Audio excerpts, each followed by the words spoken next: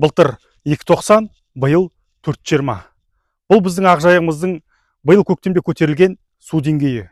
Биыл жайығымыз нормадан алдыңғы жылға қарағанда жақсы көтерілді, бірақ балық жоқ.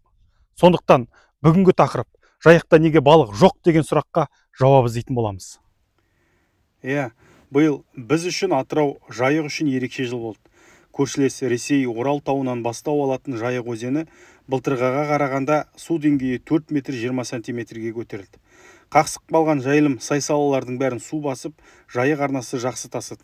Бұған біз балықшылар ең бірінші болып қатты қуандық, өйткені қармақты лақтырасың, балықпен шығарасың деп сендік. Алайда қанша тасығанмен де жайылымдардан балықтың қарасы көрінбеді.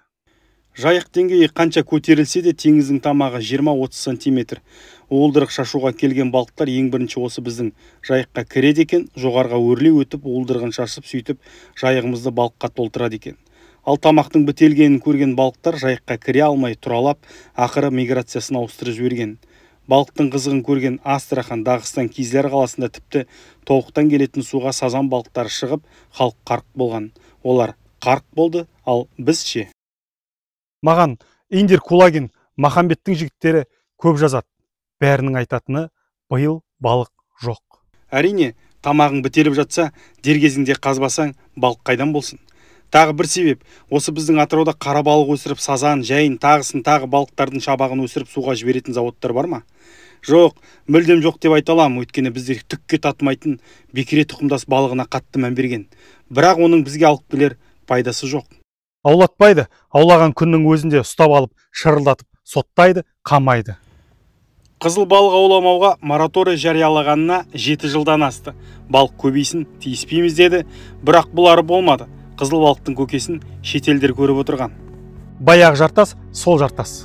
Атырау облысында 19 табиғат пайдаланушылар бар. Солар жылына бекіре шабағын өсіруге орташа есеппен 2 миллион 800 мың ақшаны сарп етеді.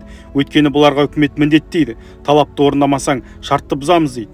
Сөйткен кооперативтер жыл сайын балық өсіруге ақша құяды. Және шығының налогың бар, светтің өзі бәленбай миллионға шығады, тағысын тағы бар, сөйткен қызыл балығын дұрайын. Бұларға даулатпайды, өйткені болмайды. Жоғарыда айттым ғой, бізде сазан, қара балық өсіруге мән бермеген деп. Көреміз. Мәселен, мына Атырау балық өсіру зауытында қаншама бассейн бос тұр. Тек қана бір бассейнде су бар, бірақ оның өзінде не бар екенін білмейміз. Ал екінші Еркін қаладағы Атырау бекіре өсіру зауытында тағы солай. Тек қана бір бассейнде су бар, қалғандары құп-құрғақ. Сол бекіре өсіргенше сазан, тағы басқа қара балықтарды өсірсен етті. Қаншама островтар мынтерде бос жатыр. 19 табиғат пайдаланушылар қыруар есіл ақша түкке тұрғысыз бекіре шабағын өсіруге кетті. Оның орнына қара балық өсірсе, сөйтіп біз ақшаны ұтымды пайдаланып, әрі жайығымызды сазан балыққа толтырған болар едік. Бірақ әттең бермесең тартып алады, міндеттейді, мәжбүрлейді. Баяғыдан жайық өзеніне бекіре шабақтары жіберіліп келеді. Бірақ соны біздер көрмедік, кездестірмедік. Мораторий жариялағанына 7 жылдан асты. Үкімет қызыл балықтың қорын көбейтеміз деді, бірақ біз әлі көрмедік. Жайығымызда қызыл балықтың секіріп толап жатқанын. Тағы да сол есіл ақша, есіл уақыт. Атырау облысы әрқашан табиғи балық қорымен Қазақстанда лидер болды.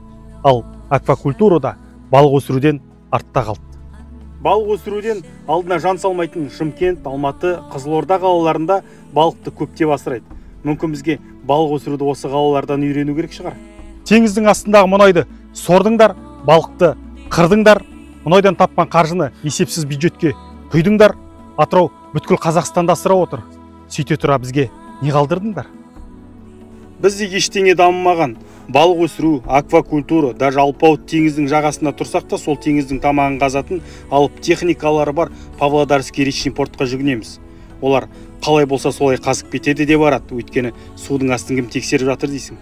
Тағы да сол далаға еткен ақша, есіл уақыт. Құрметті жоғарыда отырған балық шаруашылығының комитет төрағасы Нариман Жүнісов мырзаға. Осы орайда мен сізді Атырауға жайық жағасына балық аулауға шақырғым келіп отыр.